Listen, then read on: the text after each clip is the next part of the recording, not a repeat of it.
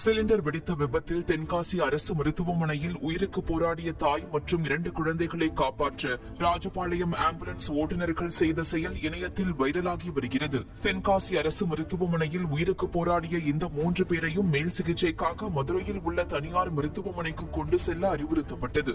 அப்போது தென்காசி மதுரை செல்லும் வழியில் உள்ள ராஜபாளையத்தில் கடும் போக்குவரத்து நெரிசல் காணப்படும் என்பதால் ஆம்புலன்ஸ் ஓட்டுநர்கள் போக்குவரத்தை சரி செய்து தரக்கோரி ராஜபாளையம் ஆம்புலன்ஸ் ஓட்டுநர்கள் உதவியை நாடினர். அவர்கள் காவல்துறையுடன் கைகோர்த்து போக்குவரத்தை சரி செய்து தர ஆம்புலன்ஸ் ராஜபாளையத்திலிருந்து கிருஷ்ணன் கோவிலை 6 நிமிடத்தில் கடந்து சென்றது.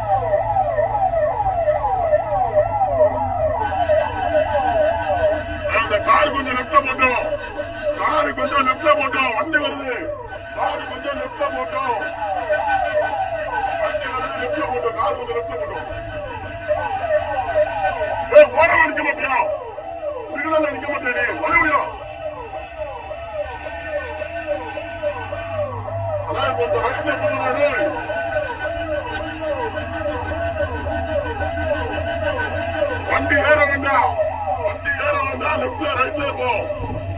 வண்டி ஏற வேண்டாம், ரைட்ல போ.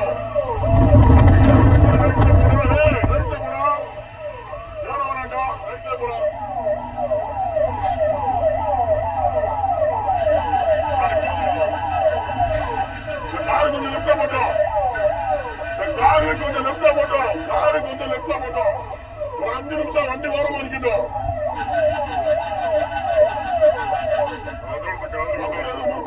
வண்டி ஓரமா நிக்கட்டும். போட்டடி அழுத்துக்க.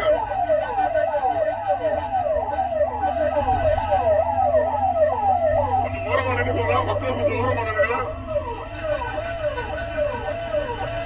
மக்கள் கொஞ்சம் ஓரமா நினைக்கோங்க. அதை கொஞ்சம் வழிவிடுங்க, கொஞ்சம் வழிவிடுங்க, ஓரமா நினைக்கோங்க. எமர்ஜென்சி வண்டி வருது, கொஞ்சம் ஓரமா நினைக்கோங்க.